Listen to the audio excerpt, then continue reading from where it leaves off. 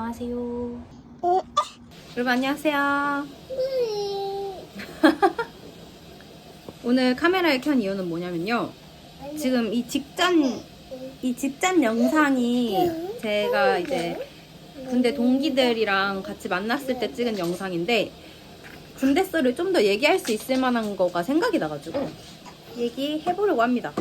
아, 그리고 그 댓글에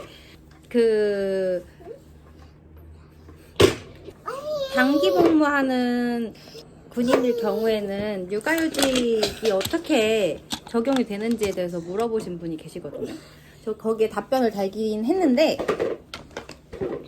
궁금하실 수도 있을 것 같아서 말씀드리자면, 일단 휴직이라는 거는 우리의 복무 기간에 합산이 되지 않아요. 휴가라고 하는 거는 합산이 돼요. 뭐 우리가 출산휴가도 3개월 가잖아요. 출산휴가도 그 기간에 포함이 되고, 그리고 뭐 우리가 아파서 어디 입원을 한다든가 하는 것도 기간이 좀 길 수 있는데, 그게 휴가라면 그 의무 복무 기간에 합산이 되는 걸로 알고 있습니다. 그래서 저는 육아휴직 1년 하고 한 3일인가? 이렇게 되더라고요. 그 기간을 정리해 보니까. 그래서 저는 친구들보다 약 1년 정도 늦게 전역을 했어요. 그래서 애들은 단기 복무 하는 친구들은 6월 말에 다 같이 전역을 해요. 근데 저는 그 다음 해인 23년 7월 초에 전역을 했어요. 네.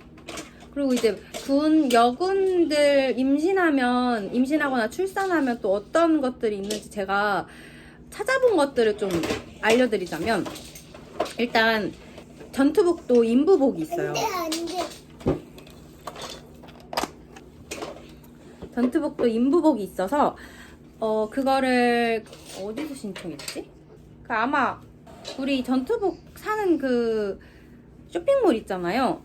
거기에서 주문을 했었나? 기억이 안 나. 아무튼 그랬었어요. 인부복이 있어서, 예를 들면 전투복 상의가 좀 폭이 넓다든지, 그리고 바지는 허리 쪽이 이렇게 밴딩으로 돼 있어서 임신 중기 후기까지 충분히 입을 수 있을 만한 사이즈로 전투복이 나오고요. 그리고 임신한 지 3개월인가? 그 일정 기간이 있어요. 일정 기간이 지난 다음부터는 모성보호 시간이라는 걸 사용할 수 있을 거예요. 그래서 모성보호 시간이라 하면, 제가 지금 이제 사기업, 민간기업에 가 있다 보니까, 민간기업이랑 약간 비교를 하자면 탄력근무제처럼 우리 아이들 있는 분들은 주에 10시간인가를 탄력근무를 사용할 수 있잖아요. 그런 것처럼 모성보호 시간이라고 해가지고, 임신하고 몇 달 뒤부터 그걸 신청을 하면 하루에 2시간씩 탄력근무를 사용할 수 있어요. 뭐 예를 들어서 1시간 늦게 출근하고 1시간 일찍 퇴근한다든가, 뭐 이런 식으로, 아니면 그 2시간을 붙여서 사용을 한다든가 그럴 수 있고, 이제 민간기업의 같은 경우는 그 탄력근무 사용하면 이제 기업에서는 그렇게 줄어든 비용만 급여로 지급하고, 그리고 나머지 그 비용은 정부에서 일부 지원을 해주는데, 그게 좀 차감이 되는 걸로 알고 있는데, 군대에서는 그냥 똑같이 급여를 지급을 해주십니다. 그리고 또 그런 게 있어요. 자녀 돌봄 휴가라고.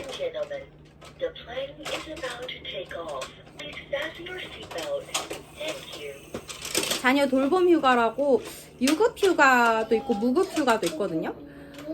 근데 유급 휴가가 며칠 있고 무급 휴가도 며칠 있어요. 제가 잘 기억이 안 나는데, 그거 육군 인사규정 보면 다 나와 있거든요.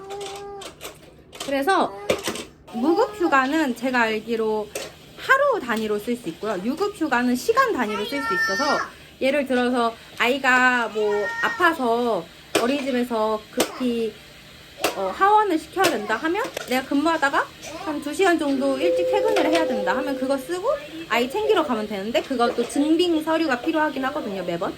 아이가 아픈 거라면 병원 간 증빙 서류, 뭐 아이 어린이집이 쉬어가지고 아이를 가정 보육해야 된다 하면 또 그거에 대한 증빙 서류 이런 거를 제출하면 사용할 수 있습니다.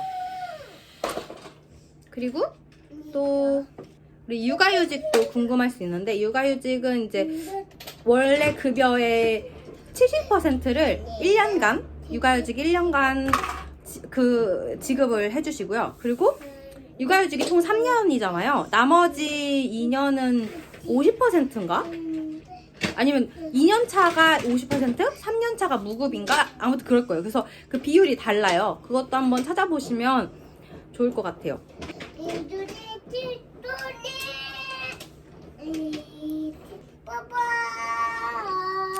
제가 처음에 임신했다는 사실을 부대에 알릴 때 썰을 조금 풀자면, 지금 생각해도 너무 무서웠어.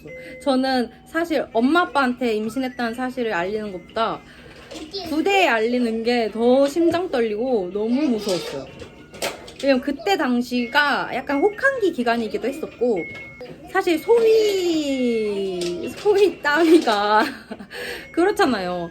소위분들을 비하하는 게 아니고 제 자신이 그때 소위였으니까, 소위 여군 애가 갑자기 임신했다고 하는 게 사실 쉽지 않죠. 그런 경우도 거의 없을 것이고. 그래서 왜냐면 임신을 했다고 알리는 순간부터 부대는 이제 육아휴직이나 이런 걸 생각을 해야 되고, 워낙 요즘 이제 군부대 보면 인력 부족하다고들 하는데 그런 것까지 생각 안 할 수가 없더라고요. 그래서 너무 무서웠는데, 그때 저희 대회장님은 정말 좋은 분이셨거든요. 저는 군대에서 그런 영관급 장교분을 뵌 적이 없을 정도로 그분이 정말 좋은 분이셨어요. 예를 들면 대회장님께서 제가 처음에 거기 전입 갔을 때, 전입 가면 사실 군부대들은 거의 깡 시골에 있거나, 그런데 탄약 부대는 더더욱 시골에 있거든요. 다른 부대랑 이렇게 인접해 있는 경우가 거의 없어요. 왜냐면 탄약고가 있고, 탄약고는 또 그 위험지대 그런 게 있는데 저 기억이 잘 안 나요. 아무튼 그렇기 때문에 저희 같이 강릉으로 갔던 동기들이랑도 저는 떨어져서 지냈거든요. 물론 숙소는 같았지만. 이걸로 가지고 놀아. 그거 왜 꺼내는데? 그거 하나 없어졌어? 아, 사다리가 없어? 사다리 거기 있어? 야, 여기. 어떻게 알았어?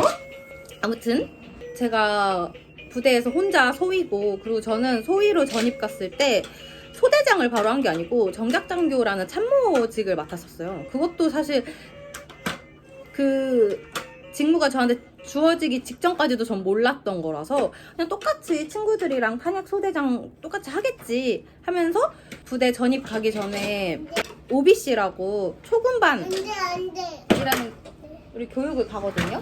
초군반에서도 소대장 교육을 계속 받았었고, 뭐 약간 그랬는데 갑자기 참모직 맡게 돼서 좀 멘붕이 온 것도 있었고, 그리고 이제 부대 소위가 저 혼자인 것도 좀 외롭기도 하면서 주눅이 자꾸 들었었고, 네, 그랬죠. 그래서 그런 상황에서 대회장님이 되게 많이 챙겨주셨어요. 뭐 예를 들면 제 부대가 강릉이었다 보니까, 그리고 그때 당시 제가 우울증이 또 심했을 때라서 항상 독신자 숙소 가면 혼자 있고 그랬거든요. 순두부 아이스크림 팔잖아요, 강릉에. 그거 같이 먹으러 가서 산책도 좀 하고 저녁도 맛있는 거 사주시고 맛집도 알려주시고 막 이랬거든요. 아무튼 그런 되게 좋은 대회장님이셨는데, 이제 제가 드릴 말씀이 있다 하고 대회장님실 가서 이걸 얘기를 했죠. 임신을 했다.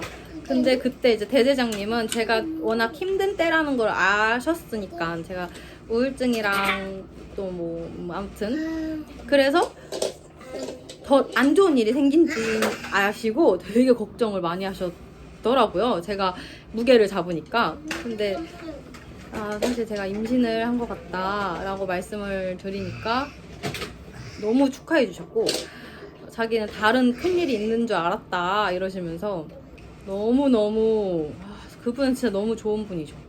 그래서 복직 전에인가 복직하고 나서 유준이 데리고, 지금은 원주에 계신 걸로 알고 있거든요. 그래서 유준이 데리고 원주 가서 대회장님 뵙기도 하고 했거든요.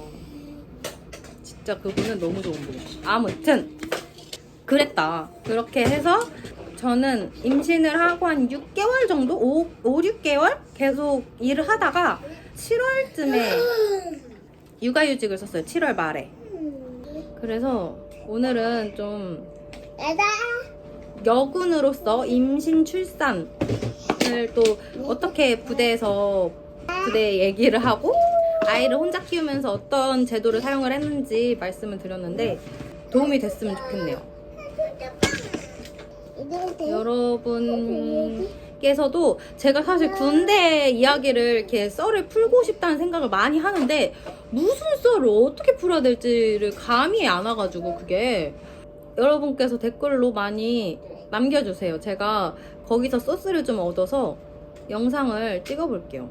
친구들이랑도 군대 얘기 많이 하거든요, 만나면. 근데 약간 비방용도 있고 군대 썰을 잘 못 풀고 있는데 옛날에 군대 썰 한번 풀었었어요. 근데 그것도 사실 많이 풀지 못했지. 어느 정도까지 풀어야 될지가 감이 안 왔어. 한번 댓글 많이 남겨주시고요. 그러면 안녕. 안녕.